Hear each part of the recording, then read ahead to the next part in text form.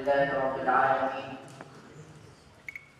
والصلاة والسلام على سيد المرسلين محمد وآله وأصحابه أجمعين. أما بعد، حضرة الرئيس المحترم والمستمعون الكرام، إني أريد أن أخطب أمامكم عن ضبط أهمية التعليمية الإسلامية في اللغة العربية. إخوتي وأحبتي في الله، كان ينبغي أن تكون لغته الرسمية هي اللغة العربية، وإذا كان المثقفون العصريون عندما يستمعون يتكلمون باللغة الإنجليزية ويعتزون بها، فما بال العلماء الأجلة، فما بال العلماء الذين درسوا الشريعة الإسلامية والسيرة النبوية المطهرة وعاشوا أزمانا متطاولة في رحاب اللغة العربية، درسوا هذه اللغة صغارا وتدبروها كبارا، وفسروا كتاب الله تبارك وتعالى والسنة المطهرة بهذه اللغة العربية. لماذا لا تكون هذه اللغة العربية وهي لغة رسمية لمؤتمراتنا وندواتنا؟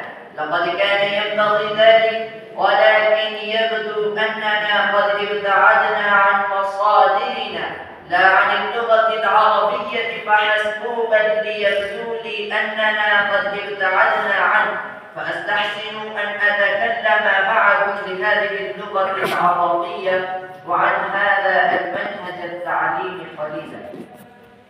إخواني، إن المنهج التعليمي الذي درسناه في كتاب الله تبارك وتعالى والذي طبقه المصطفى صلوات الله وسلامه عليه من اليوم الأول عندما نزل عليه الوحي الأول في كتاب الله تبارك وتعالى في غار حراء إلى آخر يوم من حياته صلوات الله وسلامه عليه، إنه منهج يبدأ بقوله تبارك وتعالى: وقد اختار الله عز وجل آيات من سورة العلق لينزلها على هذا النبي المختار الذي أرسل للعالمين جميعا.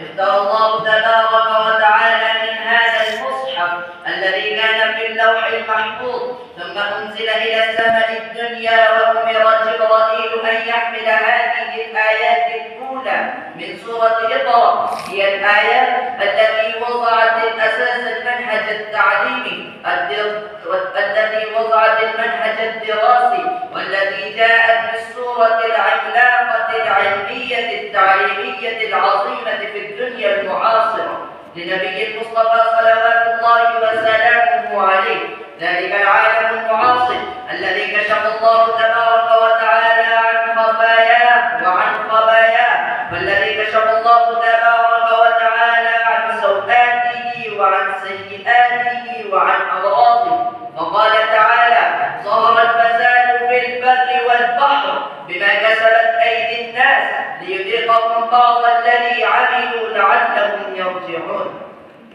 لقد كان الفساد مستطيرا ومنتشرا، الفساد في كل المجالات. كان هذا الفساد سائدا على الدنيا المعاصرة، على الدولة الساسانية الإيرانية والدولة الرومية البيزنطية ودولة الهند القديم ودولة مصر ودولة العراق. كانت الحكومات، كان الحكام، وكان العامة من الناس في الجاهلية الجهلة يعيشون هذا الفساد المستشري في كل مجالات الحياة. وإذا بالله تبارك وتعالى عندما أراد أن يبعث هذا النبي المصطفى المختار الذي يكون خاتم النبيين وخاتم النبيين، والذي يكون رسول العالمين ورسول الإنسانية، نبي الرحمة ونبي الهدى، إنما أراد الله تبارك وتعالى أن يبعث هذا النبي المختار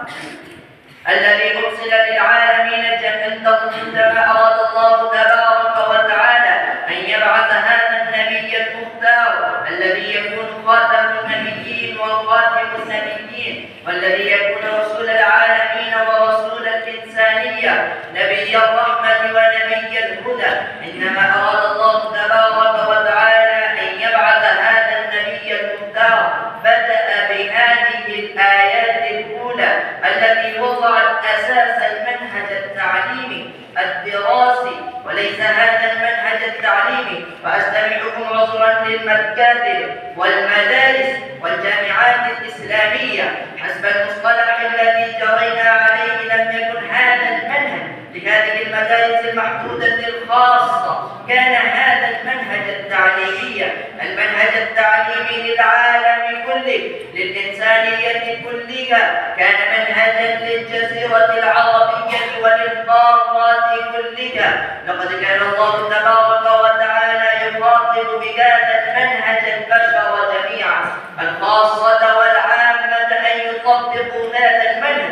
كانوا يدرسون وكانوا يكتبون وكانوا يتعلمون. كانت هنالك مدارس في الدولة الرومية والدولة الساسانية الإيرانية، هنالك الفلسفة الإغريقية، وكان هنالك الملحمة الإيرانية، وكان هنالك الآداب الهندية، وكانت كتب الويدا، وكان العهد القديم والعهد الجديد، وكانت بيوت المدارس في المدينة المنورة. كان الناس يتعلمون، ولكنهم كانوا باسم العلم يتعلمون الجاهلية. كانوا يباعدون بين العباد، بين خالق العباد، بين الخالق والمخلوقات. كان العلم حاجزا بين الناس وبين ربهم تبارك وتعالى. وإذا بهذا الوحي الأول جاء يربط العالم بخالقه، يربط العباد بالمعبود، يربط الخلق بالخالق. جاء ليقول للناس جميعا، عربيهم وعجميهم وشرقيهم وغربيهم، اقرأ باسم ربك الذي خلق. وليس ذلك تسمية أن يقول الإنسان بسم الله الرحمن الرحيم ثم يخالف الألوهية والربوبية ومعاني الأسماء والصفات والحاكمية المطلقة لله تبارك وتعالى، ويخالف الشريعة الإسلامية والمناهج التعليمية الربانية ويقول بسم الله. أليس هذا استهزاء بسم الله تبارك وتعالى؟ اقرأ باسم ربك الذي خلق، يعني اقرأ مؤمنا بالله، مؤمنا بصفات الله تبارك وتعالى.